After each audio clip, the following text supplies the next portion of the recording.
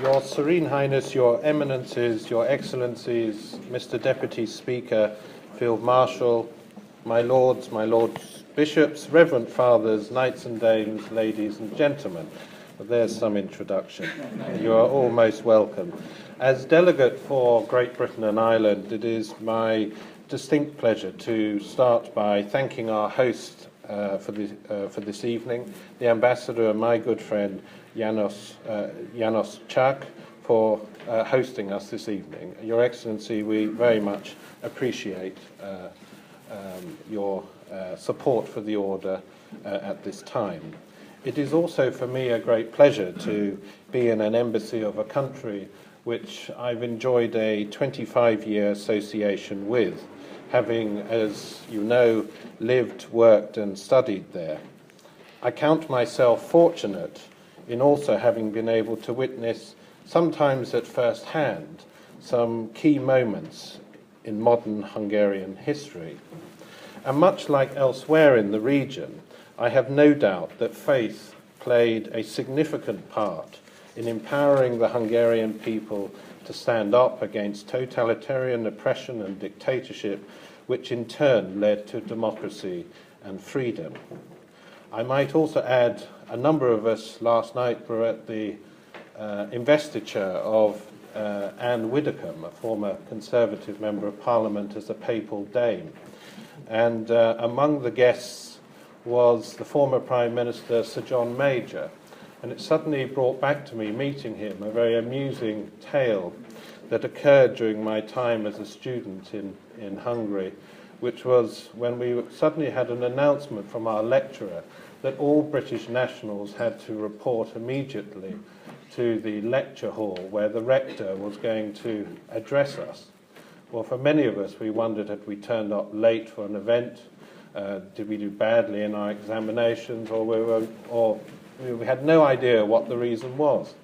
And then suddenly, with a very somber voice, the rector turned to us and said that it was his sad duty to inform us that that afternoon a major had taken power in the United Kingdom. And there we all were, thinking, I know Eastern Europe is in turmoil, but a military coup in Great Britain, what is going on with the world? But Ambassador, if I may say so, the Constantinian Order has enjoyed a very long association with your country. Over centuries we have had Hungarian knights and dames.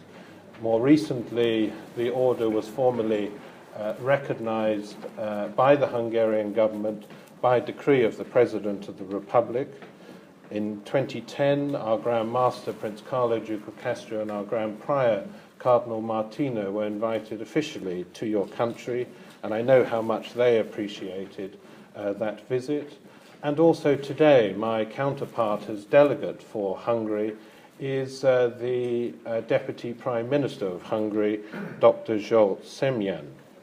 The Order is much looking forward to working with the Hungarian government and Your Excellency in developing a series of initiatives, some of which you touched on earlier, around the role of faith in public policy, the Christian values of Europe, and interreligious understanding. Your Excellency, 2013 is a very important year for our Order and for Christians across the world. Next month, we will mark the 1700th anniversary of Emperor Constantine's famous Edict of Milan, which was decreed in February 312 and granted Christians, and indeed others' faiths, the freedom to practice their faith without fear of prosecution and persecution. This decree marked in many ways the beginning of the Christian foundations of European civilization. This anniversary may also prove to be an appropriate time when those of us of faith should reflect on those centuries-old foundations of our society. This should be felt all the more at a time when, for many, there is a strong sense that our Christian and wider faith values are being tested and challenged by an increasingly secular society which sadly at times appears intolerant in its approach to matters of faith and the views of faith communities in this country and abroad. On a happier note, the Order, which is headquartered in Rome, will also celebrate in 2013 the Golden Jubilee of the formal recognition by the Italian state of our Order by decree of the President of the Italian Republic. In April this year, here in the United Kingdom, we will also celebrate the 150th anniversary of the Italian Church in Britain. We will also mark our Grand Master's 50th birthday, and much like our delegation prior, our Grand Prior, Cardinal Martino, also turns 80. We will also be celebrating the Order's granting of consultative status at the United Nations in New York, Geneva, and Vienna. Ladies and gentlemen, we are here to celebrate a remarkable man, Cardinal Cormac Murphy O'Connor, who I think without exception is considered one of our truly national treasures. He has been known throughout his priesthood for his earthly Irish charm, his command of singing Italian ditties, which have made him many friends and admirers across the world. As the ambassador has said, he has been a trusted advisor to monarchs and prime ministers and also a good number of the diplomatic community over the years. For our Order, for over 10 years, he has offered our members spiritual guidance in the charitable, humanitarian and hospitaller work that we undertake, and for that we are most grateful.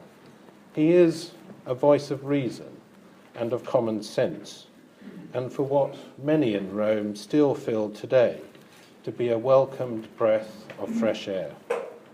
For me, he is a leader who, to use the theme of Pope Benedict's recent papal visit to Her Majesty and of the motto of the great Victorian theologian, the Blessed John Henry Newman, is someone whose heart speaks unto heart.